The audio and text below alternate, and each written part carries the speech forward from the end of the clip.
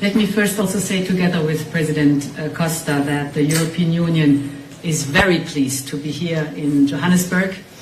The G20 summit is the first on African soil. It is the first since the African Union joined as a permanent member. And this is highlighting Africa's central and vital role on the global stage and the leadership of President Ramaphosa and South Africa. The G20 is a premier global forum to find common solutions for common challenges, such as how to maintain reliable, rules-based trade in a volatile global economy, or how to ensure climate change, fight food and energy resilience, and how to meet the opportunities and risks posed by rapid technological change. These are the topics of the 3 roundtables that will form the core of our discussions in the next 2 days. And allow me to go into further detail on each of those 3. The first is on trade. Europe is doubling down on our core belief that rules-based trade delivers. We will continue to champion partnership, openness, and fair competition. And that is the message we'll bring to the G20 and to the EU-African Union summit, which follows these G20. Our network of free trade agreements is already the biggest in the world. 44 agreements with 76 partners. And we have more on the way. The agreements we have reached with Mercosur, Mexico, and Indonesia further strengthen our network. And we're working non-stop to finalize an agreement with India, but also with Australia, Thailand, the Philippines, Malaysia, and the United Arab Emirates. And just yesterday, we, the European Union and South Africa, concluded a clean trade and investment partnership. We are a partner that plays by the rules. That's important for us. We listen to our partners. And above all, we deliver mutual gains in trade and investment, which in return delivers good jobs. We believe in the mutual gain in trade and investment.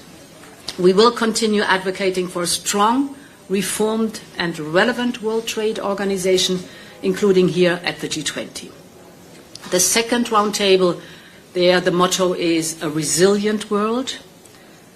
And here the focus is on fighting climate change and the clean energy transition. As European Union, we want to bring a message of hope and of opportunity to this G20 summit. It is a message about clean energy technologies and clean energy transitions, because not only do they meet our urgent need to tackle climate change, but they do much, much more. And the business case by now is doing much better. Clean energy transitions are cost competitive. They create jobs, good jobs, homegrown. They open new ways to bring modern energy to the many millions that remain without access to energy. And they are a natural fit, of course, for many developing economies, as it is about the resources that these developing economies have in abundance. So we're speaking about not only solar, but also wind, geothermal, hydropower, and the new low-emission fuels. But for the clean transitions to really succeed, it must happen everywhere. That's important. And this is where reliable cooperation between trusted partners is yet again the best way forward. I welcome South Africa's making this a focal point of their G20 presidency. Just think about 2 figures. Last year, the investment in clean energy was globally 2 trillion, but only 2% of these investment went to Africa. But Africa is the continent with 60% of the world's best solar potential. So this cannot be. We must change this imbalance. And that is at the core of the European Union's Global Gateway Initiative. Of the whole 300 billion euros, 25% go into energy investment, and this to the Global South. The European Union wants to be Africa's partner of choice. That is for us important. And the opportunity is now, and therefore I welcome that there is a side event here at G20. This afternoon, together with President Ramaphosa, we will host the final pledging event of our campaign called Scaling Up Renewables for Africa.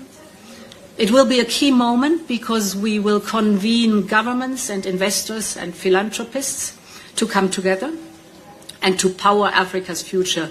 I hope to see you there too.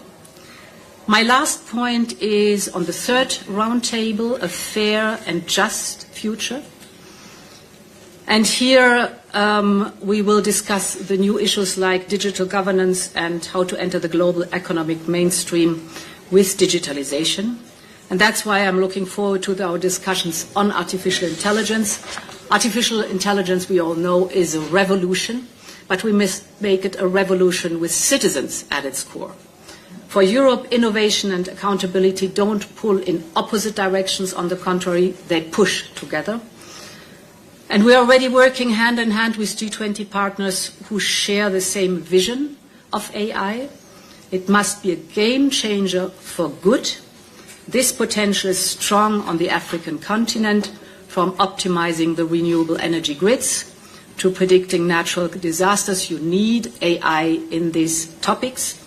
And there, the European Union is working with our partners to lay the groundwork here in Africa for artificial intelligence factories.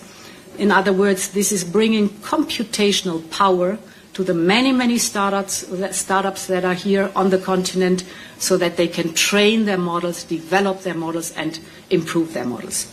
So, to conclude, I'm looking forward to the next 2 days. Thank you.